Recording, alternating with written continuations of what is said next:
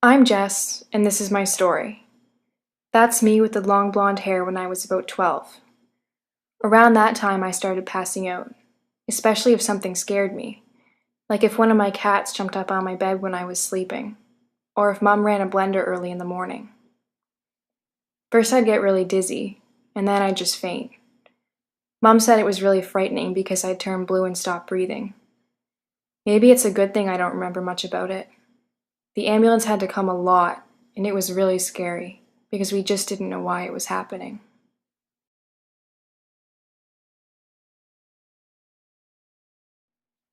They sent me to the IWK, our big children's hospital, and the doctors there thought it was epilepsy.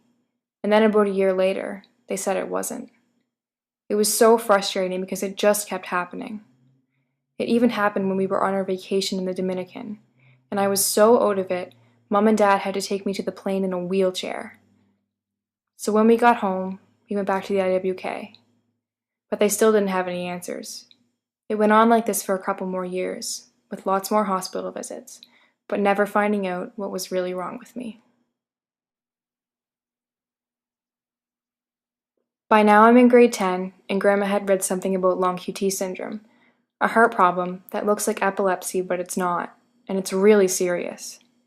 We asked the doctors at the IWK if that's what I had, but the neurologist said that it couldn't possibly be it. Long QT was found on one of my ECGs taken at a different, smaller hospital closer to home, but when we showed it to my doctors, they told us that the ECG was wrong. It was so frustrating, and not long after that we switched neurologists. Maybe this new doctor would know what was happening to me.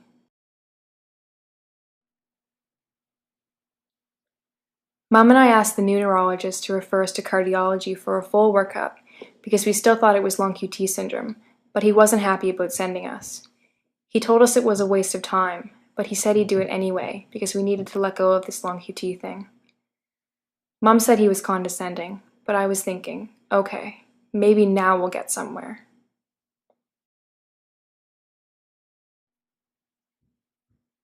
So the cardiologist ordered a bunch of tests, a stress test, Holter monitor, echocardiogram, and another ECG. We went and had the test done and then met with him again for the results. We were so surprised when he told us that all the test results came back negative and I didn't have long QT syndrome. Mom argued with him. She even tried showing him some information she found online about it, and she mentioned the one positive ECG again, but he just dismissed us. I was so mad.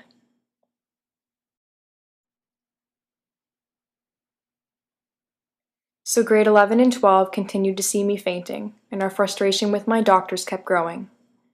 A few months after the cardiologist told me I didn't have long QT syndrome, we were still upset that I didn't have a diagnosis, and we met with my neurologist again, and he told me he couldn't do anything more for me. He told me to go home and learn how to breathe through a spell, and told Mom that she was wasting money on an ambulance. What were we supposed to do? Where were we supposed to go from here? 4 long years this has been going on. He's wrong. This is real, and it's not in my head.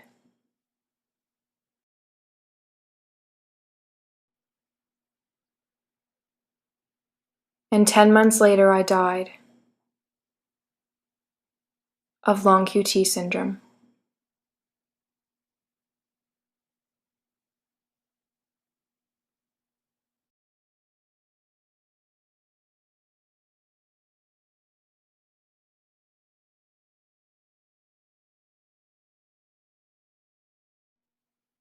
My grad photo was supposed to be in the yearbook, not an obituary. You know, it's ironic. I did get to wear my prom gown after all, even if it was to my own funeral, my limo, a hearse. Not now, not ever. No more birthdays. I'll always be 17. No graduation. No prom. No telling my boyfriend, you did your best. It's okay you couldn't save me. No time for goodbyes. No snuggling my new baby niece. No arms to hold my parents up. No chance to tell my sister it's okay. University will be great. You'll love it. No telling my brother I could have loved him better. No way to tell the doctors that I'm working on forgiveness, but I'm just not there yet.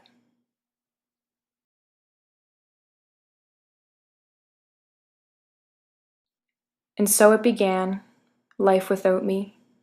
I did, after all, carry the messed up long QT gene, and my family all had to be genetically tested. As it turns out, my dad is the genetic carrier, but I want him to know that I don't blame him. Luckily, my brother and sister are clear. It is so hard watching the pain my death has caused. My family, my boyfriend, my auntie, my friends. I feel so helpless watching it all. This didn't need to happen.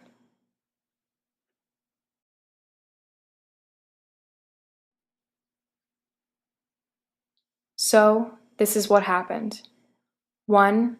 They misread 5 of my 7 test results. 2. The head guy told the heart guy that I didn't have long QT syndrome, and then he didn't really try to find it. 3. The Holter monitor test was never looked at until after I died, more than a year after I had the test. 4. Misplaced paperwork. Really? Think about it. I died because of misplaced paperwork? 5. Selective thinking and cognitive bias gave me pretty good odds I wouldn't see my 18th birthday. 6. They didn't even try an implantable loop to figure it out. 7.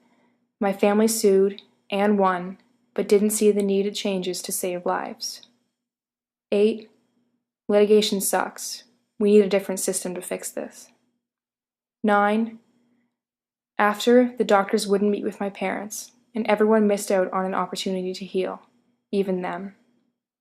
And 10. The doctors didn't mean for this to happen, but it did.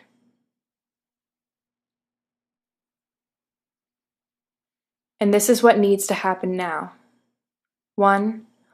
Only electrophysiologists, not cardiologists, should read ECGs for long QT syndrome. 2. Use tracking software for all testing. 3. Implantable loop to be used in checking kids for heart arrhythmias. 4. One interfacing system for all hospitals in the province. 5. Make a safe place for doctors to admit their humanness, aka medical errors, so they can be totally honest and learn from those errors. 6. Disclosure conversation training. Don't just say you're sorry, mean it. 7. Judgments and biases affect all humans, even physicians, and need to be considered in making a diagnosis. 8. Doctors need to listen to us, really listen to us. And 9. Doctors need to be human beings first, doctors second, and not the other way around, ever.